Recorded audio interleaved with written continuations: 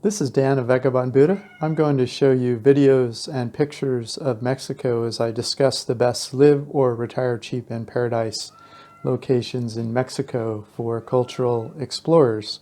But don't write anything down as you listen. Everything I say is in writing at Vagabond Buddha with Google Map links. Just click the link in the notes below this YouTube video to get this in writing, along with links with details, pictures, and videos to every location in Mexico we discuss. Okay, top 10 places to live or retire early in Mexico for cultural explorers. Here are the top places to live or retire cheap in Mexico. My favorites are not likely to be the same as yours. You may like different things than me. So I've created 3 separate top 10 lists based upon personality types: cultural explorer, active adventurer, or rural self-reliance. We just completed a 5-month tour of the best places to retire in Mexico. We spent around 1 week in each place. We gathered data as we traveled with the intention of creating this ranking once the tour was complete. Along with ranking them, I've made a short comment about each that sticks out in my mind. I've ordered the places we visited during our tour of Mexico according to the following archetypes. Location preference archetypes. There's 3. The first is cultural explorer. These are people that are interested in the history and culture of the world and their surrounding environment. They often want to live near and walk to the cultural center of older cities, near temples or churches, museums, restaurants, coffee shops, and fresh food markets. They may also enjoy the other following archetypes, but are only secondarily interested in them. The second archetype is called an active adventurer. These are people that may enjoy cultural exploration also, but are more dominantly focused on exploring nature and or their own personal physical limits and extremes. It would include outdoorsmen, mountain bikers, whitewater rafters, snow enthusiasts, scuba divers, windsurfers, skydivers, and the like. In general, they prefer being closer to the mountains, rivers, snow, and or the ocean. They may also enjoy the other archetypes, but do not consider them to be dominant. The third archetype is rural self-reliance. These are people that want some distance between themselves and their nearest neighbors. They often want to grow their own foods and live off the grid. They might be interested in the other archetypes, but it's not their dominant concern. In truth, couples and often even individuals have 2 or more of these archetypes they use to order location preferences. Hopefully, these distinctions will help you identify which places to investigate. In that case, you would look for a destination that ranks highly on the 2 archetype lists that I'm providing, and then investigate those locations further. My dominant archetype is cultural exploration. I enjoy extreme sports from time to time, but it's more for the experience than a lifestyle. I even ski from time to time, but it's just when it is convenient. I rarely select where I'm going based upon adventures that are available. I'm more likely to select where I'm going based upon the cultural experience. I do find myself in rural locations from time to time, but it's more for an isolated experience: waterfalls, a week in the Amazon jungle, wine country, etc., than a long-term lifestyle and or daily experience. I intend on continuing to travel the world for half of the year or so. This means that I would leave town during the period of uncomfortable weather in places that had uncomfortable weather. That could easily change how you would order these places if you are more stationary in nature and want to stay somewhere all year long. So the following ordering is based upon my dominant archetype of cultural exploration. Here are the best places. These are ordered from the most to the least desirable. You can click each link below to read more about each individual place, where you'll find videos and pictures at vagabondbuddha.com. Finally, I really love something about all of the cities I'm going to discuss, so it hurts me a little pointing out why some might be better than others according to some characteristic that you may not share. So please forgive me if we're discussing the differences in these cities when comparing them to each other. They're all lovely places. My intention is not to unnecessarily criticize any city, but to save some people time in deciding which ones to investigate based upon their personal differences in archetypes. Click the links at the bottom of this post if you'd like to see the top 10 places according to the other 2 archetypes. Okay, top 5 places to retire in Mexico. As a cultural explorer, I found it hard to pick the order of these top 5. They're all so good. I recommend you visit all 5 and make up your own mind if you're approaching this as a cultural explorer. Okay, Mérida, Mexico, best retire cheap paradise. There's a link here for it. You can read in detail, but I've ranked it number 1. Mérida has a colonial era city center and is only 40 minutes from the beach by city bus. You can live within 5 to 10 blocks from the city center for a reasonable cost of living. Typical of colonial area cities in Mexico, you can live in the city center and everything you need is walkable. The internet is great and there are many international food choices. There are major archaeological sites not far away, hundreds of cenotes, and the Riviera Maya itself is just a few hours away by bus. It gets too hot for many people for about 4 to 6 months of the year, but I would just travel to other parts of the world during that period. If you want to stay put year-round, I would recommend my second of the top 5 choices, Oaxaca. Okay, each of these I'm just going to review briefly, and then you click it at the link below this YouTube video if you want to read about any of these in detail. The second on my top 5 is Oaxaca. Oaxaca, Mexico. Oaxaca is about 1,500 meters above sea level in the mountains. This means that it is in the mountains, but not so high that you have to suffer through cold winters. Even in the hottest months, it cools down at night, so you can often sleep without AC. It's surrounded by beautiful mountains and a rich cultural heritage of indigenous people and archaeological gems, some of the best in Mexico. It is a colonial era city with all the rich heritage that implies. This is a great selection of restaurants and nightlife. There's a symphony and many other forms of live entertainment. Many expats have settled here from all over the world. There are walking streets where cars are never allowed, so it has the welcoming feel of many European cities. You can walk around the colonial city center at night without a care in the world. If I wanted to move somewhere in Mexico but wouldn't have the resources to travel 3 to 4 months of the year, this is where I would settle. The food sold in the family-style restaurants in the markets is so good and cheap, about $2 per meal, that I could go days without preparing food at home, which I love to do. The sun is out all the time, but it's hardly ever hot enough to notice. The place is lovely. Okay, number 3, Querétaro. Number 3, this is one of the highest per capita incomes in Mexico. There's a huge international commercial presence here. The largest VW automobile plant outside of Germany is located here in Querétaro. The people here seem the most worldly of my 5 top places. The Old Town Colonial Center has a high level of resources and spending to make this a beautiful colonial old town center. There's a deeper level of cultural experience available here because of the large international presence and money chasing the experiences. And the per capita income, as I said, is the highest level, creates the highest level of cultural discretion here. At 1,800 meters above sea level, this is slightly cooler than Oaxaca, so it generally doesn't get into the 90s Fahrenheit in the day in the summer. If you prefer to have a slightly larger city with more cultural choices and experiences available to you, and you prefer a slightly cooler but not cold environment, this might be more appealing to you than Oaxaca. Oaxaca, number 2, is slightly warmer. Number 4, Guanajuato, Mexico. This is a gorgeous colonial era city spreading out among rolling foothills.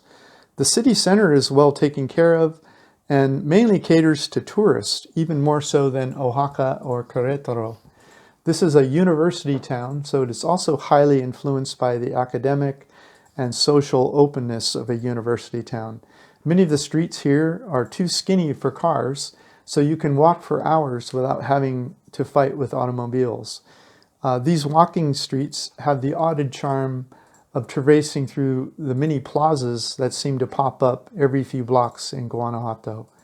The town also seems to have more than its fair share of blooming flowers hanging from balconies full of flower pots. Guanajuato is at 2,000 meters above sea level, so it will be slightly cooler in the winter than any of the other recommendations I'm making in the top 5. Finally, San Miguel de Allende, cost of living, great place to retire. Americans have been settling here since the end of World War II. This is also one of the most visited non-beach cities in Mexico by Americans and Canadians and Europeans. For that reason, you're likely to make American and Canadian expat friends here faster than any other places I've ranked in the top 5. This is also a favorite vacation destination for many Europeans and other people on holiday, including Asia. The town center might be called an adult Disneyland, given its foreign tourism, history, and expats. It has more diversity in international restaurants than most any town of this small size. At 1,900 meters above sea level, it remains relatively cool in the summer as compared to sea level in this part of Mexico. It's a beautiful, delightful place, and it's ranked number 5 because it's a little smaller than some of the other places. It doesn't provide quite as the depth of cultural experiences you'll find in the others I mentioned. If you're enjoying this information or finding it useful, could you please like it, share it on social media, comment below, or subscribe? Your interaction will rank us higher in search engines and help us remain successful. Thank you in advance. Okay, moving into the top 10. Number 6 of the top 10 places to retire in Mexico for cultural explorers. Mexico City. This is one of the best places in Mexico for cultural experiences. The problem for me is that the diversity of cultural experiences are a bit spread out, meaning you'll have to take Ubers and whatnot around town because it's a large city. However, if you love urban living and are willing to take an Uber a few times per week to experience everything this place has to offer, it would easily fit in the top 5 for you. For living, take a look at the neighborhood called Roma Norte. It reminds me of East Village in New York City, but at half the price. This is at around 2,000 meters above sea level, so it might be too cool for you in the winter, but it's never really cold. But you can get cheap flights to the warm beaches from Mexico City, either on the Caribbean or the Pacific coast, very cheap flights from Mexico City. So if you have the wherewithal to live in various parts of the world, this is a great place for most of the year. Okay, number 7, Puerto Vallarta, Mexico. Physically, this is very beautiful. Plus, despite being at sea level, the Pacific Ocean breeze is sometimes able to keep the temperature reasonable during the summer months. Culturally, it's not as interesting as the colonial era cities mentioned in the top 6. It's just too young to have that sort of history. Plus, the economy is mainly tourism, which is more of a party scene than most people will prefer for their everyday life. But it's beautiful nonetheless because it's on the Pacific coast. It has mountains that come all the way up to the sea. It's very lush and green, and it has a nice breeze, and it's a charming city. Okay, number 8, San Cristobal, Mexico. This is one of the most beautiful places in Mexico and provides a beautiful natural environment in the mountains around the city. It was just a bit too cool for me given its elevation and weather patterns at about 2,000 feet. It's often cloudy, so despite how green and beautiful it is, it might be a bit too wet or cold for sun lovers like me. Okay, number 9, Chapala, 𝐻𝐻, Mexico. This felt a bit too rural for me. If you're a self-reliant type, this will be one you'll want to check out. 𝐻𝐻 is a lovely place, but just felt a bit small. Not as much going on as I would need culturally. If you're older, there's a huge expat population here. There's assisted living places you could move into when the time came, and you would still be near your expat friends. There's a huge American expat community here in particular that's grown to love this place, and that's one of the reasons it's rated by many others as a top place to retire in Mexico. But to me, it's just a bit rural, a bit small, and but it is nice, so it's worth checking out if you're more rural-minded. Okay, number 10, Puebla, Mexico. This is a large, culturally rich city with one of the most beautiful colonial era old towns in Mexico.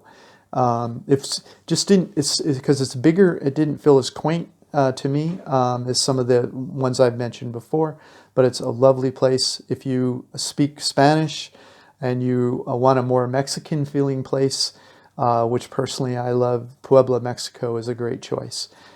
Similar, number 11, Morelia, Mexico, is a gorgeous place. Also beautiful, rich colonial old town center, well taken care of and full of universities, is also a great choice. It just didn't feel as quaint. It didn't have that cobblestone old town feeling that I got in some of the 1 through 5 places. Tulum, Mexico. This is great for a month or two, but I would get bored culturally if I tried to stay here. It's a lovely tourist destination, beaches, nightlife, snorkeling, sailing, scuba diving, just not much in terms of cultural exploration because it's just not a very old city. And that's the same for number 13, Playa del Carmen. Great restaurants and nightlife here, and even scuba diving, sailing, swimming, snorkeling, and whatnot. Dance the night away, but not a lot going on here culturally. It's more for vacations. Okay, Campeche, Mexico, number 14.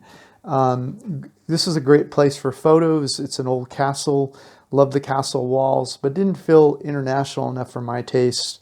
Also, many people would think this is a bit too warm much of the year, so it's a lovely place to visit, but to me it doesn't really have the depth of cultural experience that it would take to live there most of the year. Okay, Cuernavaca, Mexico, number 15. The old town colonial city center feels a bit small and limited to me.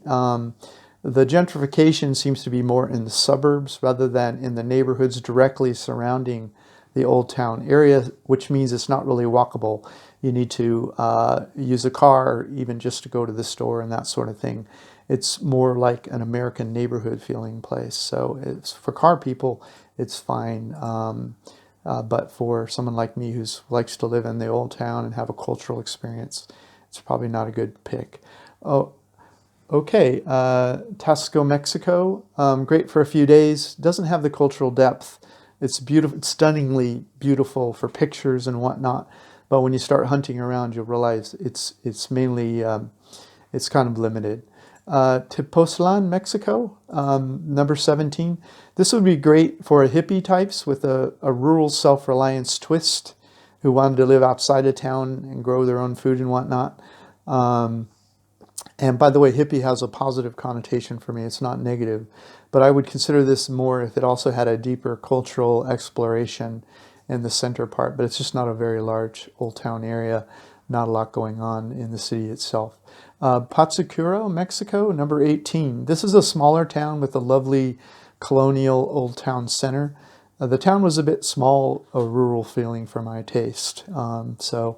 Lovely place to visit for a week or two, but it didn't seem to have the substantial choices to satisfy a cultural explorer type. Guadalajara, Mexico. This felt more like an automobile lover's place to me. It was spread out. There is an old town center. People who love their cars might feel comfortable here. But the old town colonial area didn't seem to be as lived in at night. It kind of was vacant at night, which is kind of an odd feeling for somebody who's interested in colonial era city centers. Okay, and then finally, Isla Mujeres. It's an island off of Cancun. This is a lovely tourist destination of beaches, nightlife, snorkeling, sailing, and scuba diving, but not much for cultural exploration. Okay, this completes my list of the top places to retire in Mexico based upon cultural explorer archetype. There's a link here for the top places in Mexico for active adventure archetypes, and another link here for top places in Mexico for rural self-reliance archetypes. Also, there's a link here to our Vagabond Buddha YouTube channel with videos about all my ranked retire cheap in paradise locations around the world. If you'd like to learn how to make money online or how to live internationally, possibly with less money than you spend in your home country, please grab a free copy of my ebook. This is Dan of Vagabond Buddha. Thanks for stopping by. The world is your home. What time will you be home for dinner? Take care.